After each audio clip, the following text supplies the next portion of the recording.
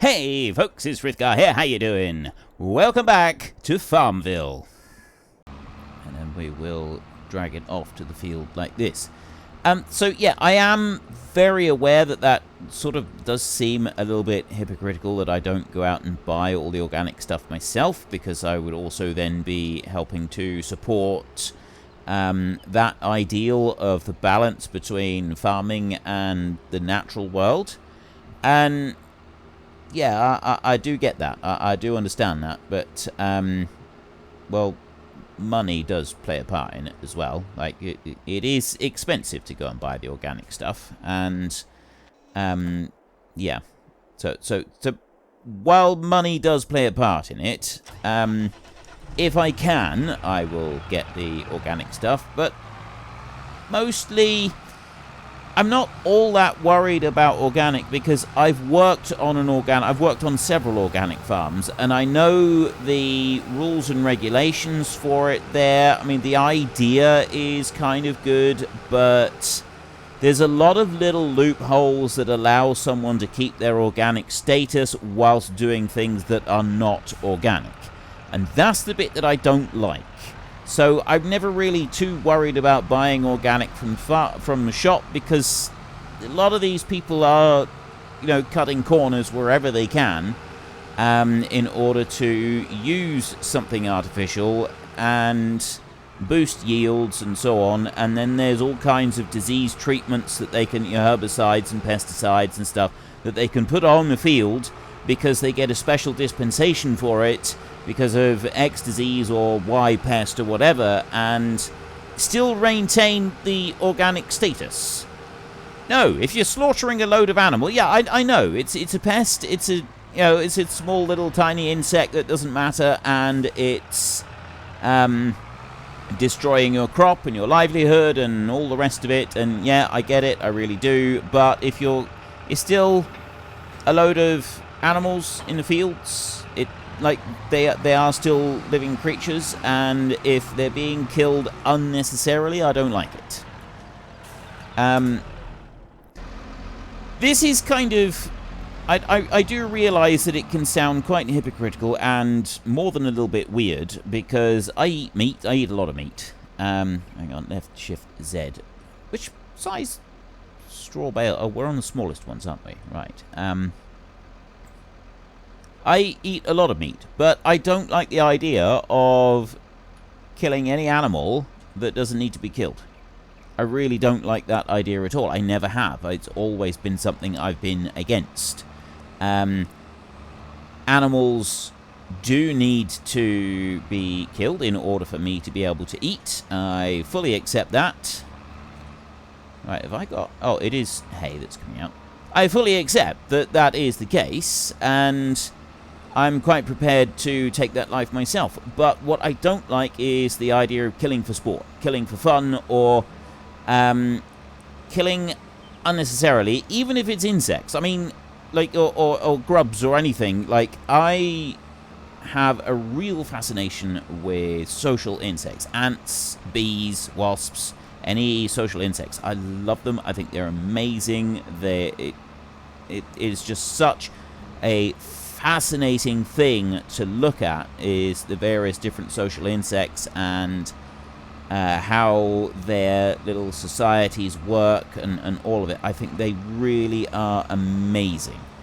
And the idea of just going along and slaughtering a load of them because they're a bit of an inconvenience, I just don't like it. I just can't get on board with it. I don't like killing them if they're in my own house. If we've got ants in the house, I will put up a fight to let them stay there, although, you know, understandably most people don't like it, so they want to get rid of them. Same with wasps, bees, anything. I don't get rid of them unless I've absolutely got no choice whatsoever. And it's the same when it comes to farming and so on. Like, you've got crops. There are ways to deal with things that don't require pesticides or artificial fertilizers or any of the above. There are ways of doing it. It's not as easy. It's more difficult. But I will choose to do that if I can, in order to be able to not slaughter a load of creatures. And I know that not everybody's going to agree with that particular stance. I'm not here trying to start any controversy or anything like that. It is how I like to do things, and that is that. Like, I fully understand and appreciate that there are people who don't like to do things like that, who are quite happy to do things in a more traditional way, and that is fine. That is entirely up to you how you want to do it.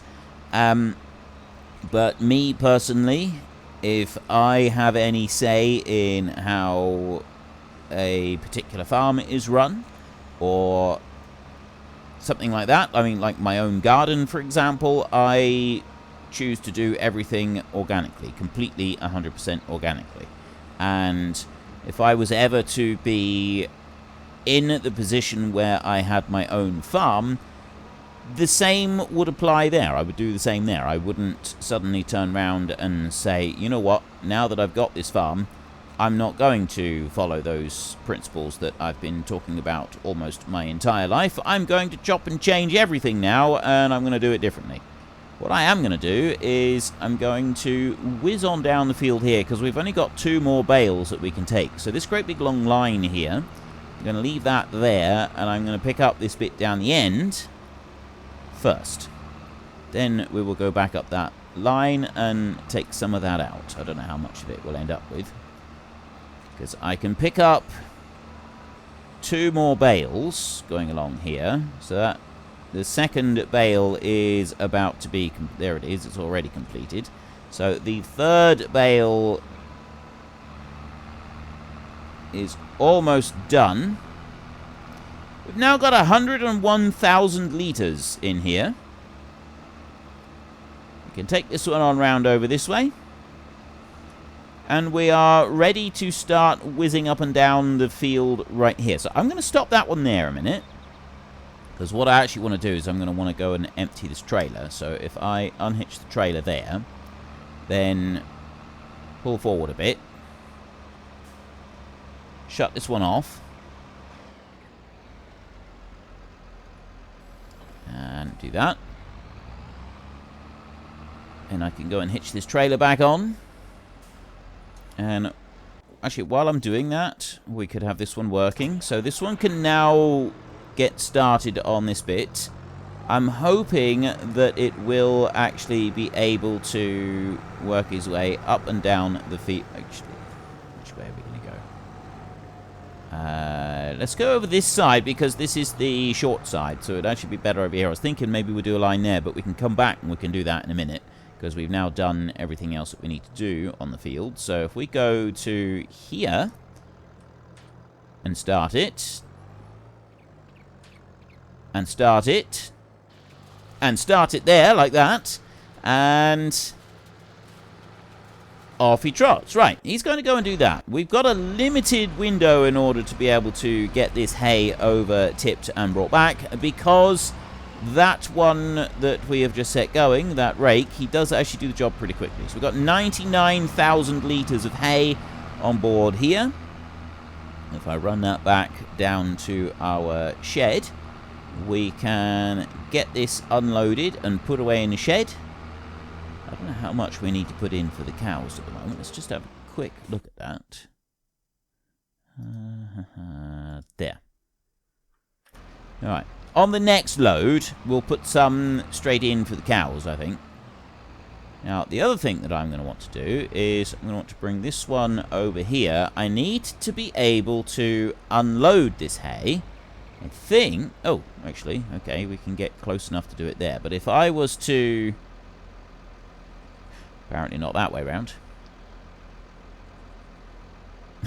Okay, it just dumped everything straight off of the trailer there. I actually quite like that it did that. Which means that if I can get just a little bit closer, like this, you'll just put it all straight into the shed. And I don't even need to use the telehandler to do it. yes, it probably would be a bit more realistic if I was to use a telehandler to do it, but I think we're alright with that. We'll be fine. Take all the straps off. Right, let's get this one back to the field, and then I can start chasing around after this. We do want to take up the line that is up on the right-hand side of the field right here first and foremost, because that's going to be in the way of our rake when he eventually gets around there. Right, there is the bale trailer hooked on to the baler. And there is the baler up and running. We can start whizzing on down here, and we can clear this line out of the way, and then we can go around and start chasing after what the tractor has done over there. And you can see that he's missed some bits, but generally speaking, he's doing a pretty good job. So if I can go and get this bit up through here. I really, really do like this setup that we've got. And yes, he's a little bit slow along the ground, but honestly, I don't think that matters too much. Maybe we could change to square bales at some point, but I don't think we need to worry about that. I have been reading some bits of feedback about whether or not we should do, like, have a bakery going in this series or not. And to be honest, I'm getting the feeling that most of you don't want me to have a bakery going, so we'll probably just leave that. We'll have it with the mill and the flour, and we won't go any further than that. We will be introducing the coffee at some point, because coffee is life, and life is coffee. And a lot of you actually really like the idea of the coffee. So, yes, apologies to those who don't like the idea of the coffee, but coffee. So, yeah.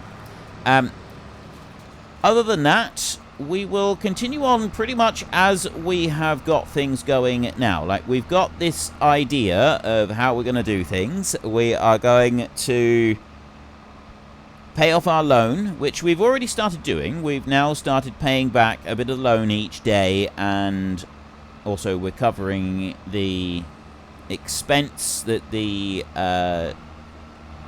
what do you call costs of the loan, the thingy-majigs, the loan interest, the interest payments. We're covering the interest payments. We've just got to pay off the capital, and we're doing that little bit by little bit. We're not going to get excessive with it, but we're going to keep working at it, just keep plugging away.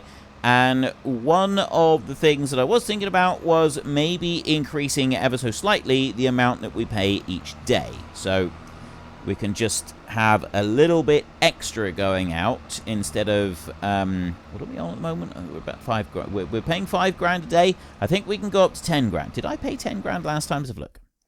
Honestly, I don't remember, because, you know, recording has happened between then and then, now and then, and sleep and you know, stuff like that. 1985, that's 3 lots that I have paid back. Loan interest 6666, 650, 633, so I've been paying back 5 grand per day, so we could increase it to the 10,000 mark, especially now as the eggs are starting to increase. I'm wondering if we should wait until we are getting more milk coming in. That'd be one way of doing it. I'm not sure. We'll sort of play that by ear. We've got our harvest coming up very soon, and almost all of you have said that I should be putting the straw, or it doesn't matter that I'm getting lots of straw from lots of different crops. That's quite acceptable according to pretty much all of you. What I should be doing is I should be saving that straw, putting it into the cows, and then putting the manure into the BGA later on, because it's profit. It's how we can make some extra money, and I shouldn't disregard it just because it's, you know, slightly different form of income, maybe a bit more work, but it also does mean that then we've got manure and slurry that we can use later on if we want to spread on the fields. So I've already got the manure thing laid out there ready. We've just got to start actually putting in the straw in for the cows, and then they'll start filling that one up, and that means that goes over to the BGA. Right, next up, I want to just skip over to this one here. I'm going to start you up. I got a little tiny bit there, and then there's another section up there, up the other end, that we didn't get done. So we'll go here like this. And do that one. And then I'll run up this end, and we'll get this little bit here. And that's everything. We've already picked up the rest of it. There was a few other little bits and pieces on the ends, but nothing much to worry about. So we'll take that one right there. And then we're going to want fertilizer on here, and I think we need to put fertilizer on one other field. Let me just double check that. I think we do. I can't remember now. Crop type, growth, soil composition. Yes, we need to put fertilizer on that field there. Remove the weed thing. Yep. Okay, so that's fine. The weeds are all sprayed off. Field number 7 will need a bit of fertilizer along with field number 15, which will be a very easy process to go through. Let me fold this bad boy back up again, and we'll run this back to the yard.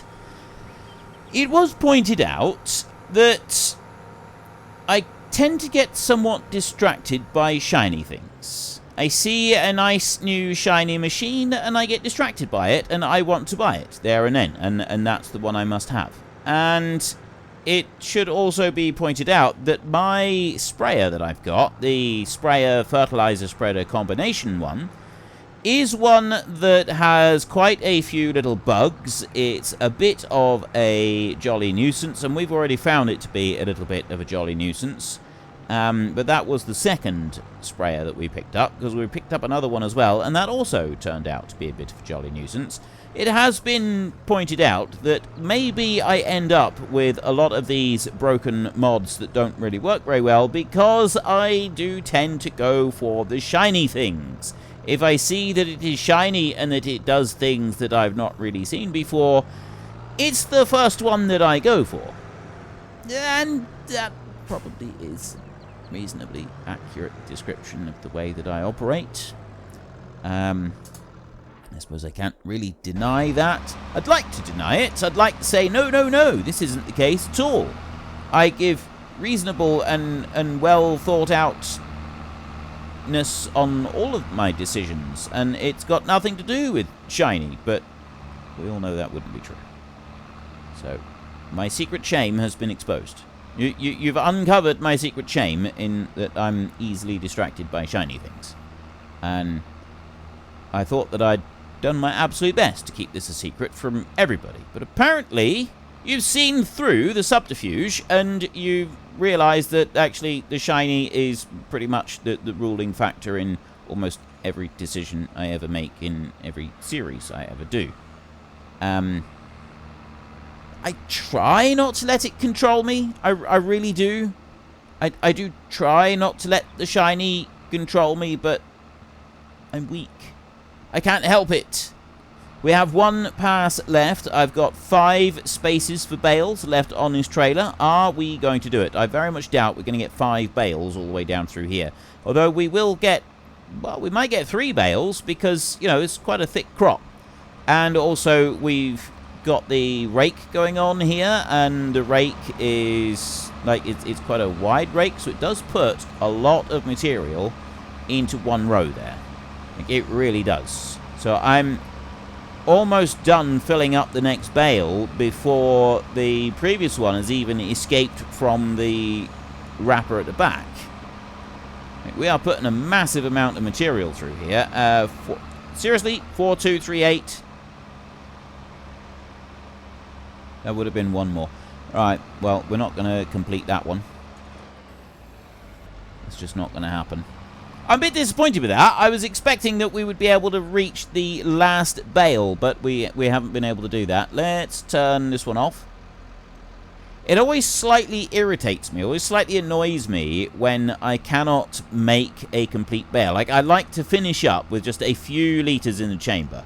But if I've got, like, here, I need 262 litres of hay in order to be able to finish the bale. I don't have 262 litres. The only way I could do that is if I went and mowed a little bit of this out here, and then went over it with the turner, and then went over it with the baler, and quite frankly, that's too much like hard work, and I'm not going to do it, but you get the idea.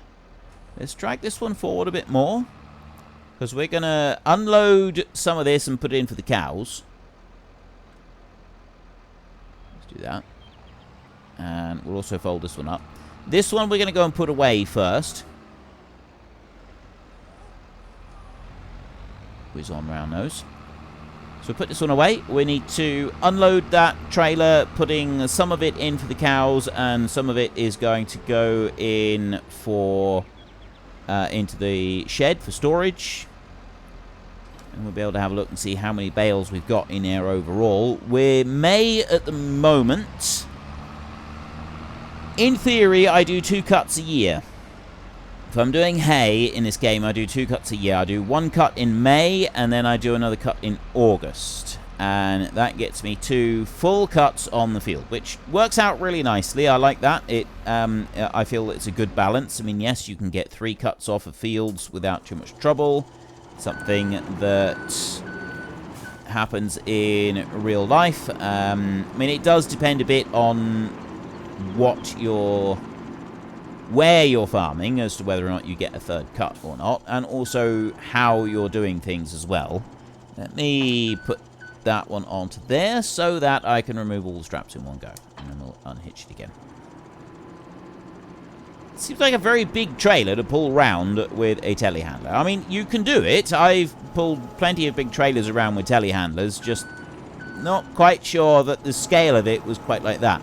Telehandler I used to use was definitely a fair bit bigger than this one, and therefore it was better able to cope with dragging a big trailer around, but you'd still have the big trailer and load it all the way up with straw. It was straw bales that I used to do with it, not hay. Load it all the way up to the maximum with straw, and then I'd drag it around with the telehandler. A lot of it was being loaded out in the field, and then people with tractors would drive them back, and then I would take them and I would be unloading them into a shed. And the main job that I had putting them into the shed meant that you know, the trailers would be left on the side of the track. I would go out and get the trailer, drag it into the shed, reverse it into the shed, and put it exactly where I wanted it for unloading it. I would then unload it, and then I would hitch up the empty trailer, take it back out to the track, and put it beside the track so that the next tractor could come along and take it and drive away with it. Okay, how much have we got here? 10,000. That one is 639 litres, 801 litres. How much is in a bale? It's like 4,500. So they're almost done. You know, in order to make this a bit easier, as we've already got some hay here, I'm going to take another 4 bales and I'm going to dump them in front of the cows. That'll just last us a little tiny bit longer, which would be ideal. So let's put that one over there like that.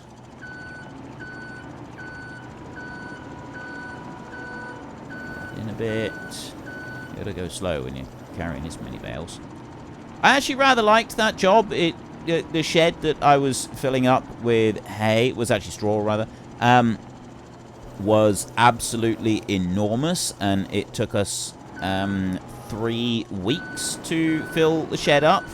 No, not 3, 2.5 weeks. A long time anyway. Constantly just tractors bringing in trailer loads of bales, leaving them by the side of the track, me wheeling them into the shed and putting them all away, and then bringing the trailer out. I lived in that shed for several weeks. 2.5 weeks. I really did enjoy that job. I thought it was a fun sort of thing. It was a bit of a challenge to do. It's the sort of thing that I quite enjoy doing like that. And the shed was enormous. I mean, if it took like 3 weeks, 2.5 weeks to fill the shed up, you can well imagine the monstrous scale of this thing. It was the biggest shed that I have ever seen. I've never worked in one like that since. We had a double extension Merlot telehandler, and with the double extension fully out all the way, I could just reach the roof of this shed. Only just. And I needed to be able to reach the roof because the bales that we were putting in, they were big square bales, but you pick them up using a, well, like a flat 8 grab. So you had to put your grab on top of the bales, which meant that the layer that went in on the very top of what I was stacking up into the shed, I had to be able to reach the roof of the shed. And you couldn't quite reach it comfortably. So what you had to do was you had to reach right up as high as you could, put the bales in. So basically, let me try and show you what I mean here. You reach all the way up, right? Now, just imagine that we're holding the bales underneath the forks, and so I'm sort of up here. So we haven't got the bit on the top, and there isn't room to put the whole thing up on top of the bales because of the bit in the roof. So right here in the apex of the roof, I'd sort of have it angled like that, and I would push it forward. And then I would have to drive forward a bit like this, and it would literally be lifting my wheels off the ground. A double extension boom, so it's a lot higher than this, and it's a bigger load all as well, so it's got a longer reach. Then I would let go of the bales, and I would slowly try to pull them the machine back, and you had to really watch the stack carefully, because if you started to pull the whole stack over, you had to grab hold of the bales again and just shift them slightly so that you could slide off them more easily. And what you needed to do was just come back a little bit like that, and then grab hold of them again and just lift them a bit and push them forward. And you'd do that a couple of times until you had more than half of the bale in on top of the other bales on the stack. Then you could pull out like that, and you would line up the end of the flat 8 grab. I mean, yeah, like you literally just need to do it like that, because the front of it wasn't, you don't have spikes on it, do you? So you would just line it up like that, and then you would nudge them and push them right up into place. And so you had to do that for the top of every layer. It took a little while to do that, but the rest of it was really quick, going through and loading them all up. But yeah, you kind of get the idea. It was not an easy, quick job to go and do. It took a bit of time. And I really did quite enjoy it. I got quite familiar with that shed, because over the course of the winter... Unfortunately, folks, that is all we have got time for today. A massive thank you to everybody who has earned their way into the Great Book of Names. To find out some more details about all the names coming past, please head into the description and click on the link to the Discord. It's a link to another video. The link is on the other video. Please also consider checking out the links there for Nitrado, who provide gaming servers for games like Farming Simulator, Minecraft, Ark, and several others. And there's also Fanatical, who will help support your gaming habit by providing you with cheap games and also giving me a small commission on anything that you buy using my link. If you've enjoyed this particular video, then please head down below and give us a like. And if you really enjoyed it, then please tell your friends all about me. Get them to come and watch as well. That would be awesome. And until next time, thank you very much for watching. This is Frithgar. Goodbye, and see you later.